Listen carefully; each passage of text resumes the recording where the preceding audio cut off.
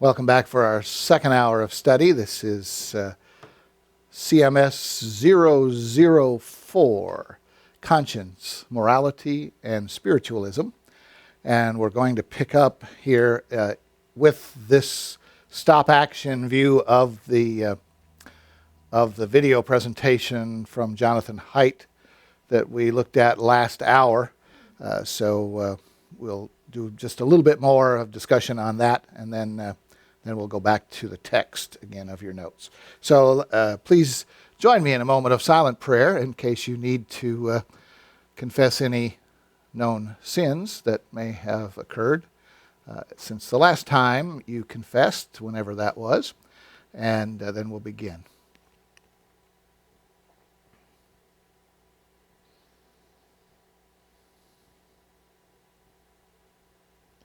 Father, as we study this hour, we ask for more insight into the moral foundations concept and getting a basis for that, and so that we might build upon that as we look at what the Scriptures have to say later about what Jonathan Haidt says and other moral foundationists.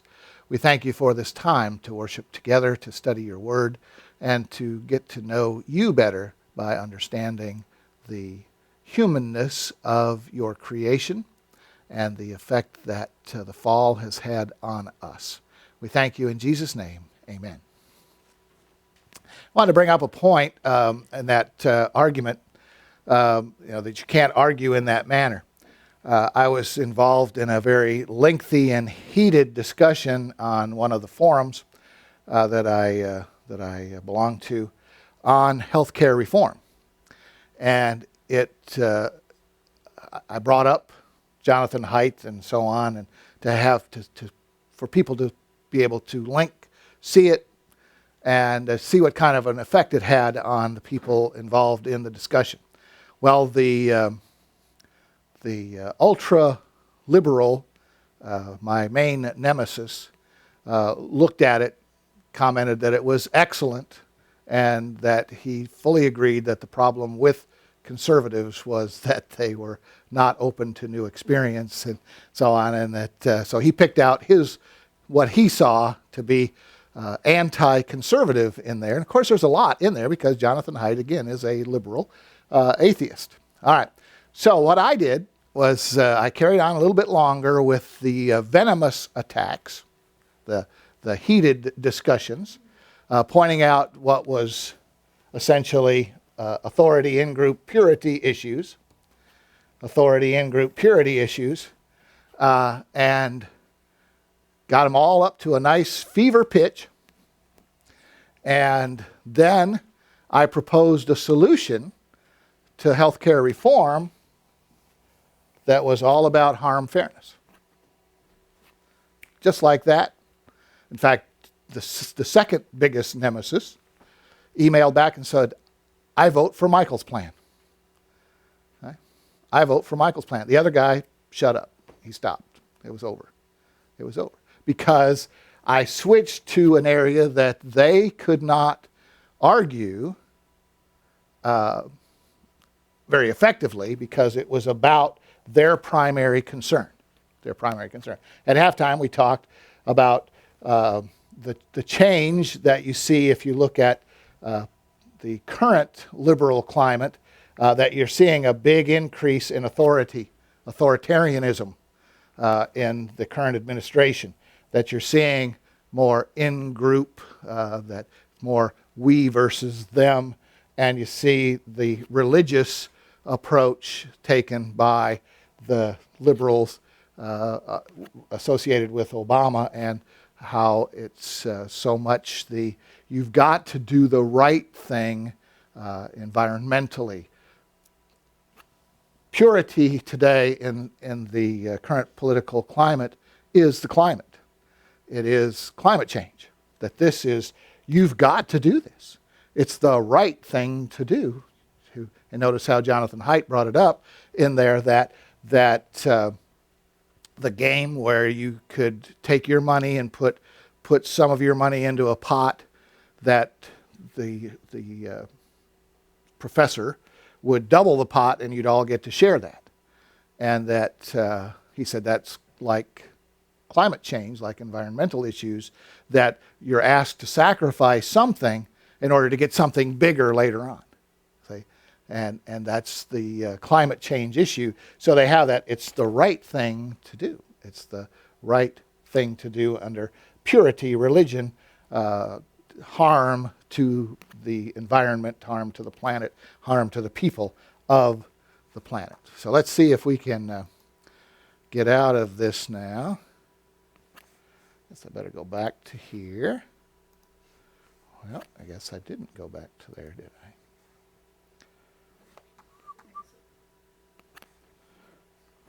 I? I'm stuck in.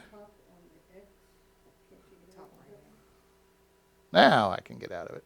No, I can't. Let's just do that one, and I'll leave QuickTime up.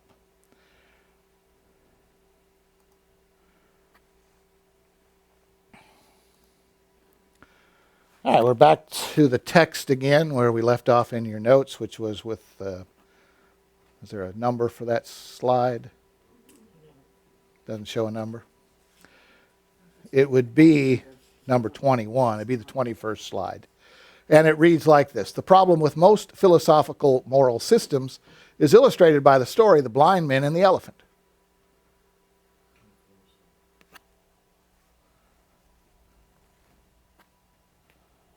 Do what? Oh, okay. You want me to go full screen? I got you. Sorry. Okay.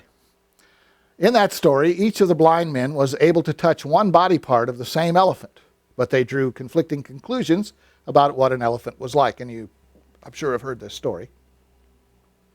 Invariably, they concluded that the elephant was fully describable as the one particular part they touched. One of the blind men touched only the elephant's floppy ear and concluded that an elephant is like a fan. Another blind man touched only the elephant's leg and concluded that an elephant was like a tree. The blind men proceeded to get into a needless argument. One point to this story is that we must be careful so that we don't overgeneralize. Because many things in life are multifaceted, they are not fully describable after a partial investigation, nor are they capable of being simply described. And it's human nature to try to categorize things into the most simple, the most simple elements that we can. And so we tend to then, and it's part of the reason why we only hear certain things. When someone says something, because we want to simplify it, we simplify it, and we're going to simplify it into our own biases, into our own preconceived notions. And so we simplify, we say, no, that's not true because such and such. And then the other person says, but that's not what I said. Why? Because we have oversimplified and we have extracted according to bias. And that's, of course, part of our thinking process, part of the whole process that we go through to come up with a representation. And we've talked about that in our thinking series in the past. There is no reason to assume that there is any grand unification theory of morality. All moral phenomena subsumed under a single formula or description. Philosophers have repeatedly made the mistake of trying to jam all moral phenomena into one tightly defined category. The proof that traditional philosophical moral theories fail is that no one makes reference to them when making difficult moral decisions. This is an important facet here, something that I hope that we will remedy. Listen to it. Over the years, the author has asked 3 tenured moral philosophers the extent to which they refer to their meticulous studies of moral theory when they themselves need to make a difficult moral decision. Every time I asked this question, the answer was, not at all. Not at all. Those who are teaching it in the universities, not at all. Doesn't matter. Here's another clue that traditional philosophical moral theories fail. Moral philosophers have traditionally used only a few select examples to illustrate their moral theories. For the most part, the theories of moral philosophers break down when people attempt to apply those theories to the real world, which are inevitably complex, the oversimplification problem. The real world always presents more that is relevant than traditional philosophical theories are capable of considering. For example, Immanuel Kant presented his categorical imperative as the solution to something he considered an anathema, ad hoc resolution of moral conundrums. Kant sought certainty and a deep-rooted analytical framework. In my opinion, Kant failed to deliver what he promised. I sometimes imagine filling a large room with the world's best Kant scholars and asking them to apply the Kant's categorical imperative to several real-world problems such as gay marriage, abortion, and telling lies. Every time I run this thought experiment, I imagine the Kant scholars getting into loud arguments and fistfights and coming to no agreement at all. I suspect we'd get the same result if we filled a large room with utilitarians or virtue moralists, and I might add Christians. The categorical imperative, to use one example of a traditional philosophical approach, is utterly incapable of shedding any light on the reason liberals and conservatives so often talk past each other on matters of morality. None of these philosophical theories account for the obvious real-world chasm that exists between liberals and conservatives. It was with great satisfaction, then, that the author learned that Jonathan Haidt is making serious use of the scientific method to understand the factors that drive real-world moral decision-making. His approach is especially interesting in its description of the moral differences between conservatives and liberals. Which group is more moral? That isn't the right question, according to Haidt. Both groups strive to be moral.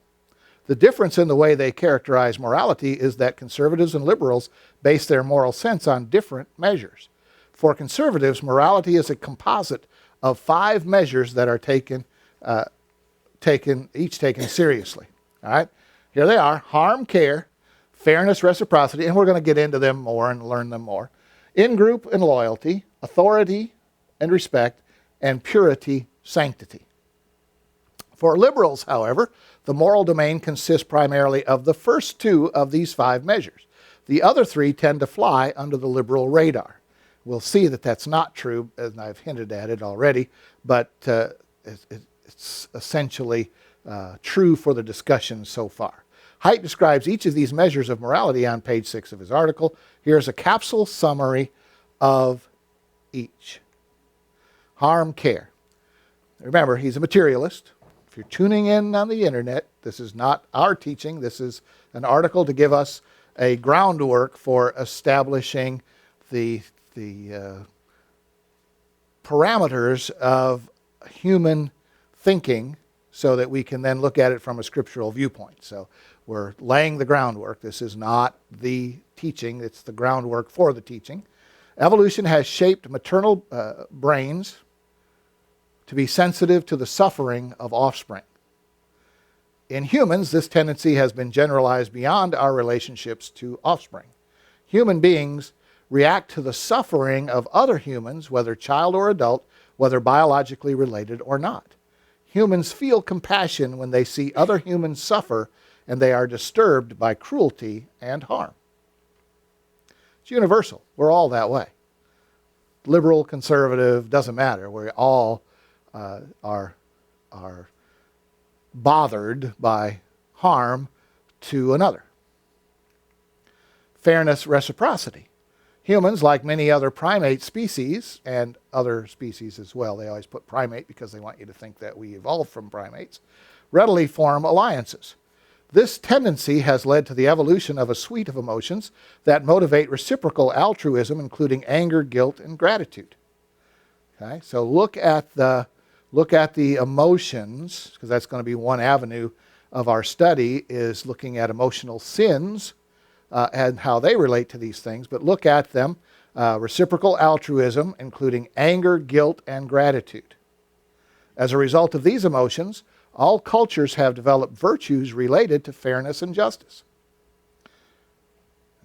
Aren't we not all born with them, didn't they say?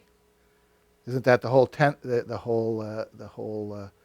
tenet of this Jonathan Haidt, is that we are born with those in babies, and then they develop from there, but they're already written in us.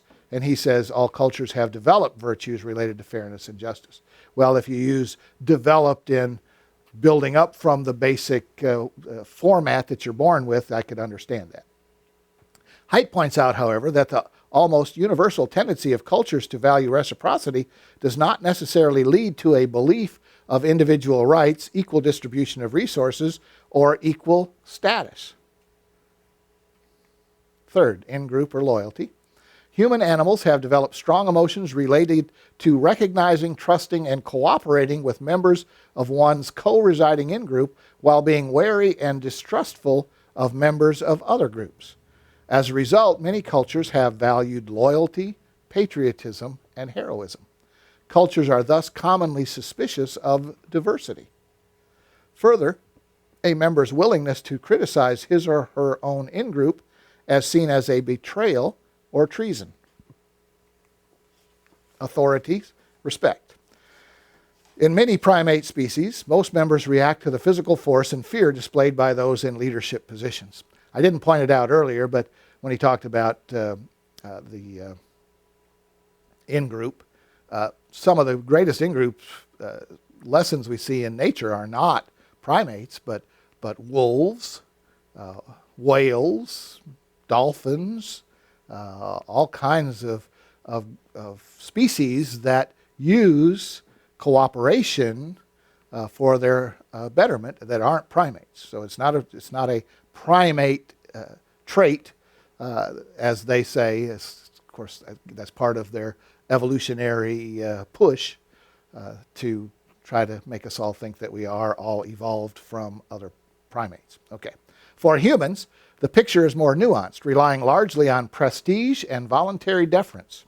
Many societies have thus come to value virtues related to subordination, respect, duty, and obedience. 5, purity and sanctity. In most human societies, disgust has become a social emotion as well as a physical reaction. In these cultures, disgust goes beyond such contaminant-related issues and supports a set of virtues and vices linked to bodily activities in general and religious activities in particular. Thus, those who are ruled by carnal passions are seen as corrupt or impure compared to those who are spiritual or sanctified. We'll get into it later and get into a more detailed study of the purity sanctity, but Haidt and others say that this is all about physical contamination. That which would make you gag, body fluids from other animals. All of them that you can think of. That you wouldn't want to touch them because they might contain germs that would kill you, is the evolutionary theory. That you wouldn't touch certain things because they might be harmful to you physically. That's how he said it all began. So that's why this says that physical disgust goes beyond such contaminant-related issues. It's not contamination, but now virtues and vices is what they're saying. And that's how it developed. But that's their evolutionary way of trying to explain it. How can we explain purity and sanctity? That people find these things, adultery, to be wrong. How can we find the origin of that in evolution? Well, it must be because it started off with you can't do certain things because it would be harmful to the body, and therefore adultery, when you might catch a sexual disease, that developed in evolution to be a sanctity, purity issue. Okay. My question in all of these kind of things is how many generations would have to be totally off before finally a generation got this right? If you look at these things that are really harmful to you. In group, cooperation with a group is just mind-blowing how long you would have to go protecting yourself to realize that working with a group would give you more protection if evolution were true. That you had to worry about everybody killing you. You couldn't trust anybody except maybe your own family, and then you had to watch out for them too, until they developed the evolutionary model of family. Right? And so how could it work? How could it work? Everybody would kill each other off, or everybody would die of the contamination by eating poisonous berries or something, until somebody finally got it right enough to create that as then passing it on through subsequent generations. It just doesn't make any sense. You have to have a whole lot of faith to believe in evolution, that could possibly happen. Okay? Haidt does not hide the fact that he is a liberal and an atheist. One thing he is not is an armchair philosopher. He is also a psychologist who is hungry for real-world data. His moral theory is based upon psychological experimentation and ultimately founded in evolutionary theory. Consequently, Haidt distrusts the reasons people give for their moral decisions. See, for example, his article, The Emotional Dog and Its Rational Tail, a social intuitionist's approach to moral judgment. We'll look at that in a later study when we look at some of the folly involved in that. Intuitionism in philosophy refers to the view that there are moral truths, and that when people grasp these truths, they do so not by a process of rationalization, I think that's rationalization. No, it's ratiocination and reflection, but rather by a process more akin to perception, in which one just sees without argument that they are and must be true. Okay? This is the folly that we're going to address at some point in time. It's perception. I've lost my little floating toolbar here again. But it's not a process of thinking and reflection, but rather by a process of perception. And I'll give you an example of it that Haidt uses. A brother and sister who have been very close all of their lives are on a trip together, and they decide that it would be interesting and fun to have sex with each other. They're off in a cabin alone. She uses birth control. He uses birth control. And they have sex. Is this wrong? And they ask that question of people. Liberals. They ask the question of liberals. Is this wrong? And they say, yes. I say, well, why is it wrong? Why is it wrong? Well, because if they had a baby, the baby could have problems, could have genetic mutations. I said, no. There's absolutely no way that they could have a baby. Well, and they come down to eventually saying, well, I know it's wrong, but I just don't know why. So what are they saying? What are the liberals saying who say that? They have a purity, sanctity, moral foundation, but they don't want to rely on it. Remember I said that they have those. They have authority in group and purity, but they refuse to accept them. They have it, but they refuse to accept them. Well, Haidt says, no, that's just perception, that we see something and we know that it's wrong by this preconceived notion that we have, that we're born with, and then we try to figure it out why it's wrong. We try to rationalize our instinct that it's wrong. And he's saying that that's because we evolutionarily got those instincts.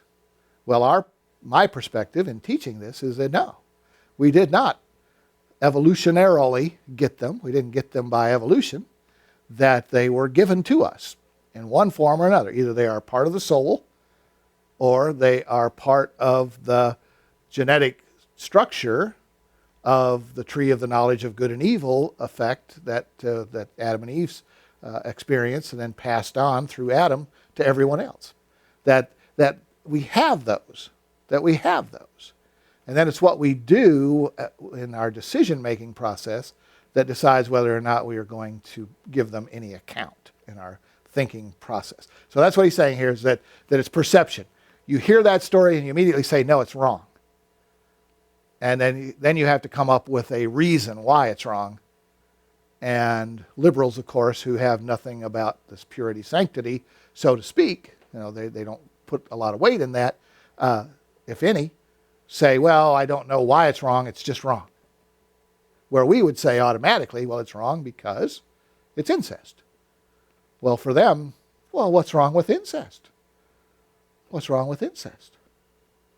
There's nothing wrong with that. They're consenting adults. Everything is fine. That's the way they think. That's the way the experiment went. Moral reasoning is usually an ex post facto process used to influence the intuitions and hence judgments of other people. See, that's continuation of that same thought process. Reasoning is trying to come up with a reason why you find it to be wrong. And a lot of times people, when you're in a discussion with people, people will say, I know that this is what you're saying is wrong. I just don't know why. I just don't know why. Okay? And so they take that as being that morals are an intuition, so to speak, and not a reasoned process. All right? So here's what they say. Number one, the reasoning process has been overemphasized. Reasoning is often motivated. The reasoning process constructs post hoc justifications, yet we experience the illusion of objective reasoning. And it all goes back to the materialist thing. It's however the neurons click is what happens. That everything is just random neuron clicking, random neuronal connections that take place. Remember we talked about that when we talked about the brain and the soul and so on, and the materialist viewpoint. That it's all in how things click. Haidt's theory focuses on the undeniable chasm between self-described liberals and conservatives and proposes an explanation for this chasm. Liberals base their moral systems primarily upon the first two of the five foundations, harm, care, and fairness, reciprocity. To the extent that something does not fall within these two categories, it simply is not a moral issue in the eyes of liberals. Conservatives disagree intensely. For a conservative, it matters greatly in a moral sense whether an act or omission offends one's conceptions of proper in-group loyalty, authority respect, or purity sanctity. For liberals, these three measures, though they might be of Machiavellian interest, are simply not matters of morality. And if you do web searches, and I'll probably bring some of these arguments out, they just cannot get it. How in the world could you believe this? Well, it's just unfathomable to them. For example, supporting the war in Iraq is one of the big ones that you'll see in arguments related to this. How in the world could you support the war in Iraq? Just because the president said so, because your government's involved in a war? How could you support that, they say? It's not fair. It's harm. There's harm and there's unfairness involved. How could you support that? You people must be crazy. Okay? That's their reasoning. It may be of Machiavellian interest, but they're not matters of morality. It's totally immoral. That's why you hear liberals calling Bush and Cheney immoral. And why they had such a terrible time when Bush won the election and the exit polls showed that the reason Bush won was because of moral issues. The people who voted for Bush that came out of the polling places for the exit polls, they said, why did you vote for Bush? And they said, well, my concern was with moral issues. And the liberals said, what? A man who is killing 1 million innocent Iraqis and trying to destroy the planet and tortures, and you're calling that moral? Why? Because they've got their two moral foundations that they rely on, while we who voted for Bush had 5. And they can't see our other 3. Okay? And we can't understand why they can only see 2. So we have that, we're never going to meet. We're never going to meet. Minds will never meet when you start off with an absolute different paradigm for the question at hand, when you've got a completely different paradigm. As Haidt points out, the five foundations theory can also explain, I think it's in here, I left it in, also explain the puzzling features of the 2004 American presidential election. The first puzzle is that a plurality of Americans who voted for George Bush said in a well-publicized exit poll that their main concern was moral values. The second puzzle is that political liberals in the United States were shocked, outraged, and unable to understand how moral values drove people to vote for a man who, as they saw it, tricked America into an unwinnable war, cut taxes for the rich and the benefits for the poor, and seemed to have a personal animosity toward Mother Nature. Okay? But now you're starting to see why they think that way, right? Okay? Why they think that way. And that's the point of this, is to understand human nature so that we understand the difference between human nature and the divine nature that we received at regeneration. And to be able to understand how to relate to people so that we can recognize when we are walking by means of the flesh or by means of the Spirit. Because by means of the flesh is going to do what? Argue. Argue from our moral domain with their moral values. What's the fruit of the Spirit? Love, joy, peace, patience, gentleness, kindness. How does that fit into winning an argument? We'll have to figure that out, won't we? All right. Our explanation of these two puzzles and of the culture war in general flows from this simple proposition. The morality of political liberals is built on the harm and fairness foundations, while the morality of political conservatives is built upon all five foundations. To test his theory, Haidt asked 1,600 people to rate the relevance of 15 concerns to their moral judgments. Liberals rated concerns with harm and fairness as being significantly more relevant to moral judgment. Conservatives rated in-group, authority, and purity concerns as significantly more relevant than liberals. Extreme liberals said that only the first two foundations, were highly relevant, while the other three foundations were not nearly as important. Extreme conservatives, in contrast, said that all five domains were equally relevant in making moral judgments. We are continuing to explore this difference between liberal and conservative moralities with studies on persuasion and implicit recognition. Do the two groups differ in their implicit attitudes as greatly as they do in their explicit values? Will moral appeals for liberal causes that press emotional buttons related to in-group authority and purity persuade political moderates, who make up most of the electorate where more traditional liberal appeals have failed? That's what we were talking about at halftime. It's this right here.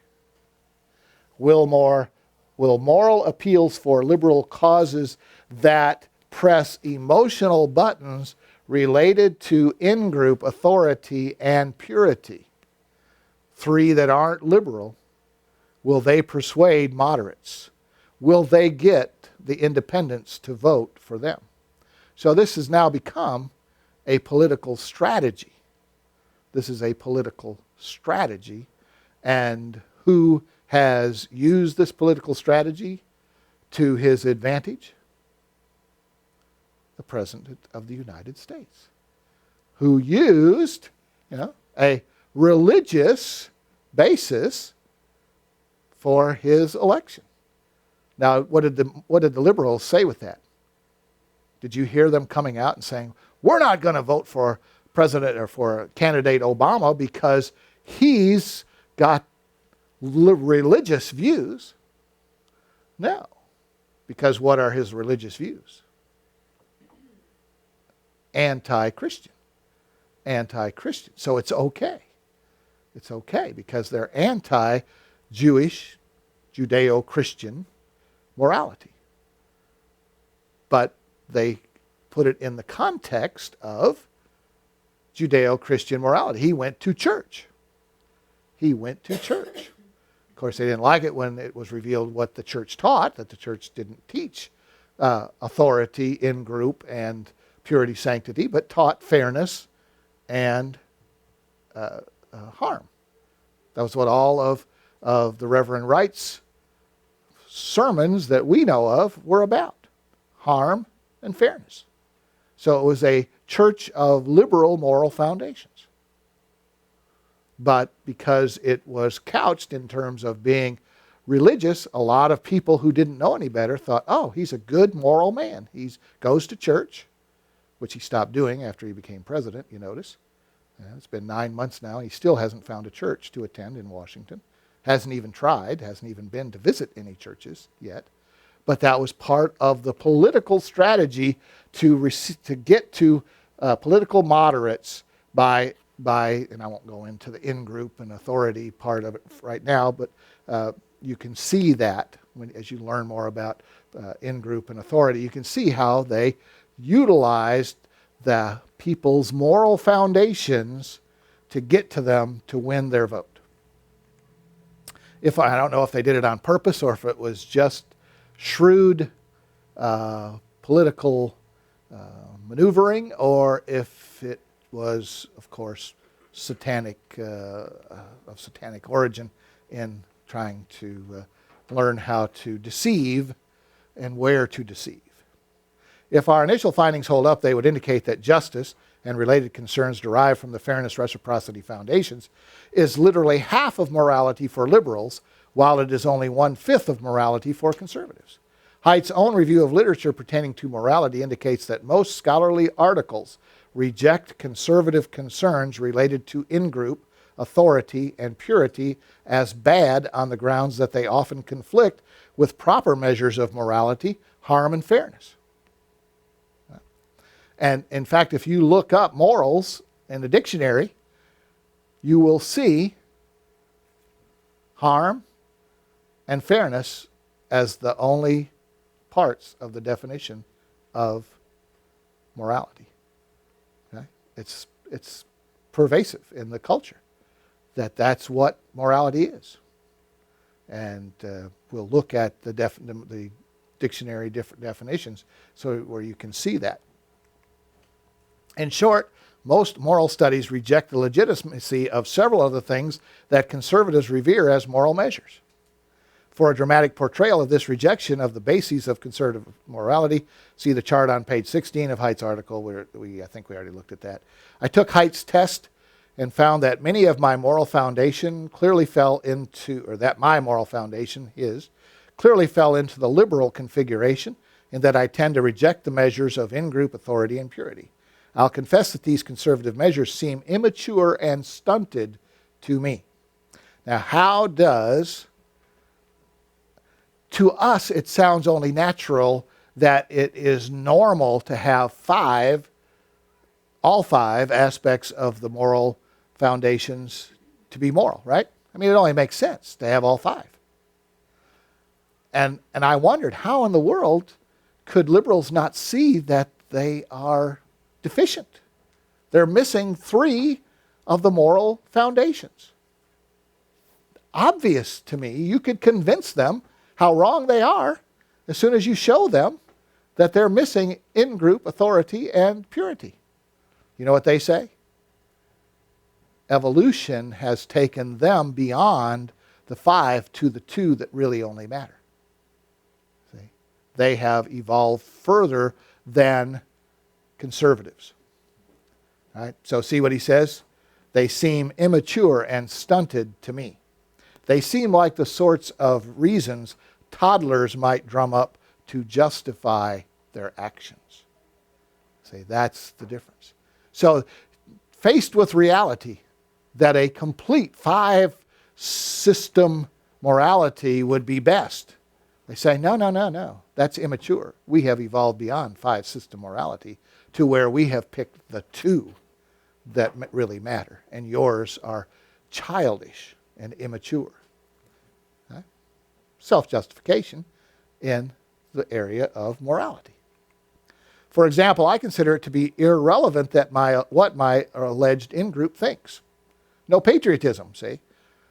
Non-patriotism is, to the liberal, moral. To the conservative, patriotism is moral. When someone tells me that I ought to support the Iraq occupation because I'm an American and I need to support America, I can barely contain my frustration. What comes to mind is this: if everyone else decided to jump off a cliff, should you jump off a cliff? Okay? Don't follow the lead of others. I reject authority as a basis for my own moral decision making, he says. That's what he says. I reject authority as a basis for my own moral decision making. So, he's totally rejected that one. He's pretty much written off in group. And I'll bet you that he has also purity, chastity. Probably more so even than authority. Because I get the distinct impression from this author, based on other things that he's written, that he is a homosexual. That he's gay. And therefore would reject those things that would say that being homosexual are wrong. And gravitate to those that say it's right. It's only fair. I get to make my own decisions, no authority. It's fair that I have equal rights and be allowed to do whatever I want to do. Right? Many conservatives would support the war in Iraq as a moral issue because the President of the United States, a salient authority figure, has asked for that support. My gut reaction? Bush is either an idiot or evil. That he is an authority figure has no bearing on whether he is correct. Therefore, that he is an authority figure does not compel me to consider him to be a moral authority any more than I would consider any other human being. I recently wrote a post on the fifth measure of morality, purity, sanctity. I've struggled with this topic more than the others. My initial intuition, he says, remember this is the author, not me, his initial intuition is that the extent to which something disgusts me has nothing at all to do with morality. I've struggled with this purity measure, however, because on many occasions my feelings of disgust seem to fuel my own moral intuitions. You see, he can't escape it. He wants to, but he can't escape it. Yes, I am suspicious of disgust. In my experience, disgust is too often an unreliable indicator of what is moral or immoral. Guess what he means? Guess what he means? Things like homosexuality or extramarital sex, premarital sex. Those are unreliable indicators of what's moral or immoral. But he has that sneaky suspicion that it's wrong. Disgust is in there. Okay? According to Haidt's research, conservatives strongly disagree with me. That disgust is critically important to conservatives comes even more clearly into focus when you consider that disgust is one endpoint on a continuum, the other endpoint being that which is sacred. See, that's what they say we get our religious beliefs is purity, sanctity. That we had to make up reasons not to deal with bodily excrements, bodily fluids, and the excuses that people made up in the evolutionary process became religion. You had to have some outside authority telling you that these things were bad in order to tell your children not to touch bad things. Okay? Anything, for conservatives, things which are taken to be sacred are automatically deemed moral. Anything that defiles anything that is sacred is immoral. And of course, if you think on the temple and all of the rules associated with the temple that were bodily fluid related things, couldn't have sex before you went into the temple, that sort of thing, then that's where they're getting that idea. That's where they get the. So there's some validity to what they're saying. It's just that they have gone about it backwards. It's the higher authority that makes it true, not us making up some higher authority because we believe it to be true. Haidt stresses that his five foundation theory is a cultural psychological theory as well as a nativist theory. The virtues of a culture are constructions. Children develop different virtues in different cultures and historical eras, yet the available range of human virtues is constrained by the five sets of intuitions that human minds are prepared to have. He says there's a format morality in every child born, and it consists of these five, maybe more, but these five are all that he has found so far. Okay? So everybody starts off with those five or more, but then that develops in the ways of the culture. in the ways of the culture. Haidt also has a lot to say about the existence of long-standing cultural institutions. He cautions that such institutions often have a collective wisdom incarnate in them. As such, traditional institutions should be given the benefit of the doubt. They should not be torn down and rebuilt each time one group has a complaint against them. For a liberal, his studies of this have brought him to a point where, even though he's still liberal, he understands that there are conservative things that are correct. Homosexuality is one of them that he considers to be a bad thing. Right? Tearing down institutions he considers to be a bad thing. As an illustration, he uses gay marriage. Using Haidt's approach, the conservative warning that gay marriage will destroy marriage is no longer incomprehensible, it is correct. Legalizing gay marriage would be a change to an ancient institution. Haidt's program is a strong beginning to a new round of study of the topic of morality. There is much more to explore within the framework he offers. Here is one topic on which invites further analysis. Consider the locus of control regarding the 5 measures of morality. Do you own these measures, or do they own you? Using the measures of harm, care, and fairness, reciprocity, one is likely to feel as though one is an active participant working through social issues. Locus of control is something that we use in medicine, that we want to try to instill an internal locus of control, that the patient is responsible for their own health, that they are not a victim. We have a locus of control questionnaire that we use, and you can tell whether or not a person is going to get well by how they fill out the locus of control scale. If they fall into the external locus of control, they're not going to get well because they feel that they're a victim of whatever it is, that they have no control over it, and therefore they have no motivation to do anything about it.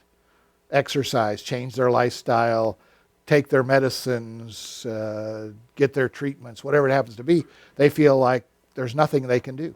They're a victim. And so he's talking about locus of control with these 5 measures of morality. Do you own the measures, or do they own you? And of course, what he's saying is that harm, care, and fairness, reciprocity, that you can own them, but you can't own the others. Using these 2 measures, one might feel like one is actively tweaking a big hydraulic system that allocates risks and resources. On the other hand, the measures that conservatives tend to add to this mix, in-group loyalty, authority, respect, and purity, sanctity, come predetermined and prepackaged from out there somewhere. Now you start to see why the liberal rejects them, right?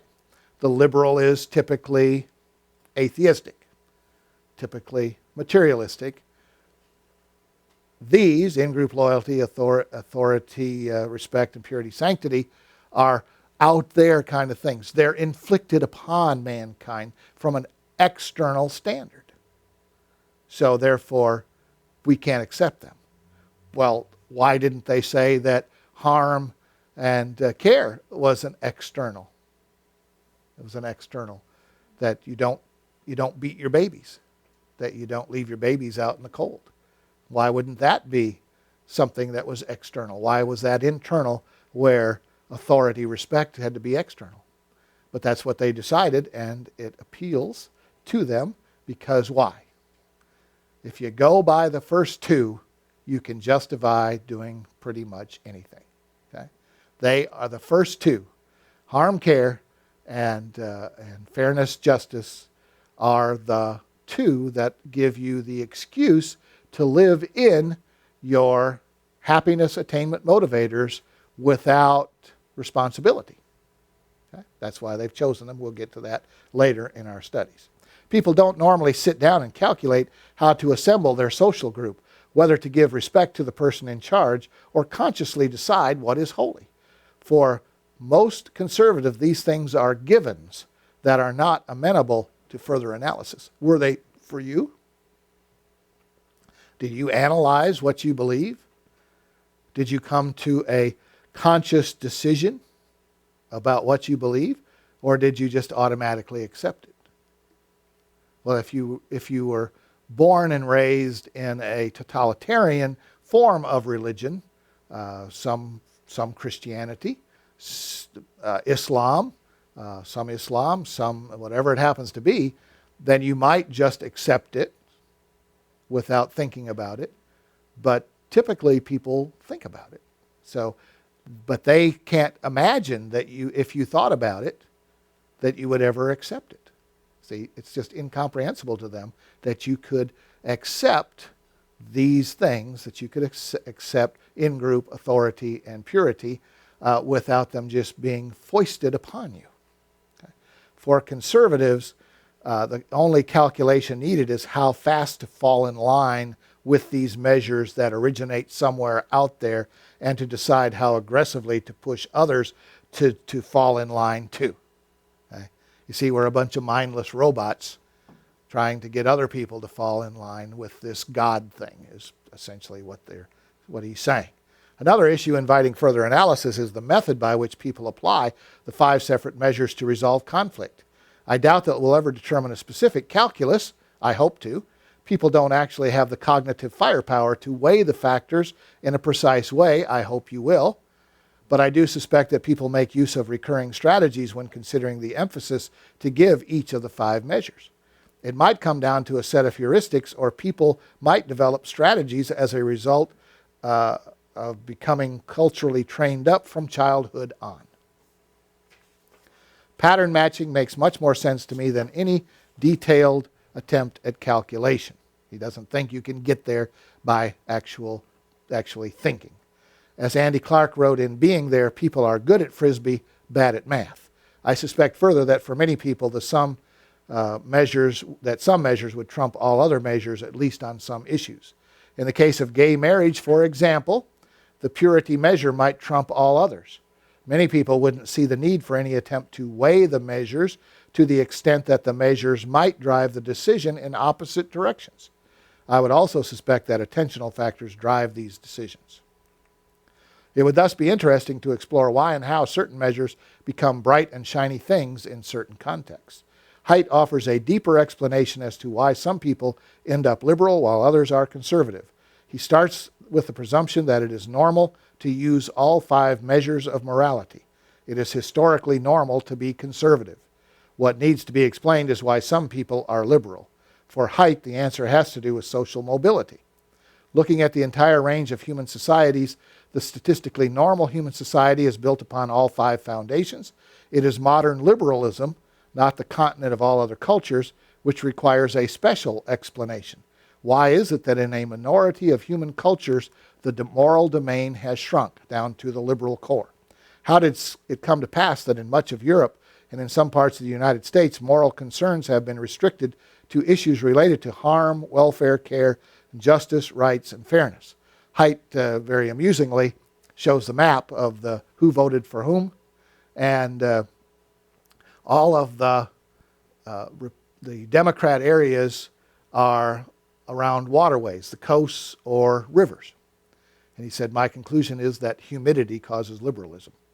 And he says, no, it's when you have a confluence of people. You have all kinds of people in coastal areas and at river port cities, so on, and that it has to boil down to whatever you can get along with each other with. Okay? How you can get along. Okay? We believe that a team of historians and sociologists could easily tell such a story, probably involving references to the growth of free markets, social mobility, science, material wealth, and ethnic and religious diversity. Mobility and diversity make a morality based on shared valuation of traditions and institutions quite difficult. Whose traditions? Which institutions? So when you got a lot of diverse people, these are the tough questions. Whose traditions are we going to go by? Which institutions are we going to respect? Therefore, let's forget about all of those others, and let's just focus on harm and fairness. Because we can all agree on that, right? Liberals or conservatives can all agree on that. So let's just focus on those. And so people are raised then as children of those who have made that kind of decision, implicit or explicit. And then those children grow up to be liberal because those are the only things that matter. So that's his explanation. I think it's different than that, but I think it's who moves there. I don't think if you're a conservative, you move to New Orleans, you become a liberal. I don't think if you're a liberal and you move to Kentucky, you become a conservative. Now you may temper your views, but I don't think just the culture is enough. I know that Bible doctrine is enough to change you, but not just culture. These factors help explain the electoral map of the United States in the 2004 presidential election. When viewed at the county level, the great majority of counties that voted for John Kerry are near major waterways, where ports and cities are usually located and where mobility and diversity are greatest. Areas with less mobility and less diversity generally have the more traditional five foundation morality, and therefore were more likely to vote for George W. Bush and to tell pollsters that their reason was moral values. It makes intuitive sense that communities consisting of diverse mixes of cultures would need to downplay the three conservative measures. Whose in-group? Whose authority figure? Whose version of sacred purity? Downplaying those three factors is an implicit truce. Failing to downplay these factors would result in high tension and even bloodshed. Compared to these three measures, the first two, harm and justice, invite pragmatic resolution because liberals and conservatives both come equipped with a deep understanding of the measures of harm and justice. No matter what their background, everyone can roll up their sleeves and work through methods to protect people from harm and allocate resources in the kinds of way that avoid riots. Haidt's theory of the five measures of morality allows the two sides of the culture wars to communicate with each other in a fine-grained way rather than shouting, "You are immoral," to each other. His theory allows the discussion to move up at least one level to considering the validity and application of each of the five measures. Well, that is part of my goal, is that we understand other people, because that's part of our role as ambassadors for Christ. We must understand others and therefore be able to relate to them, because God relates to all people and God has a plan for all people. So we want to be able to understand. But more importantly, I want us to understand the relationship of morality to the spiritual life and how we can differentiate the two. With Haidt's approach, people can consider the merits of each of the five measures based upon the function that those measures have traditionally served. Haidt's five measures approach assists the two sides in the culture war to identify what it is that they're not understanding about each other. It invites a real-life research agenda, one that is already bearing fruit for studying and perhaps cooling down the culture wars. So, our purpose is twofold. Understand other people so that we can relate to them. Secondly, and most importantly, so we can understand ourselves and be able to understand what is different about us and the Holy Spirit, so that we might walk by means of the Spirit, so we will not fulfill the lust patterns, the desires of the flesh. Because good or bad, fairness, harm, authority, in-group, purity, all have a negative side, just as they have a positive side. And we can function in the negative side in sins, or we can function in the positive side in human good, but both are evil and contrary to the spiritual life. We need to know the difference. So that will be the intent of our study, and hopefully we'll get there within the 12 weeks we have allotted for this study. Please pray with me and we'll close. Father, we're grateful for the time we spent together.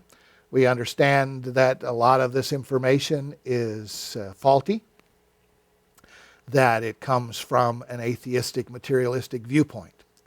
But it is an understanding of the way people think, the way we think when we are functioning outside of the spiritual walk. We hope to be able to understand how we function outside of you, so that we might recognize when we are and we can get back in. We also want to understand others so that we can take your message of love and grace to them, so that they might understand that faith alone in Christ alone is the means that they might have a relationship with that outside authority who created all of us. We thank you for your love and for our time together. In Jesus' name, amen.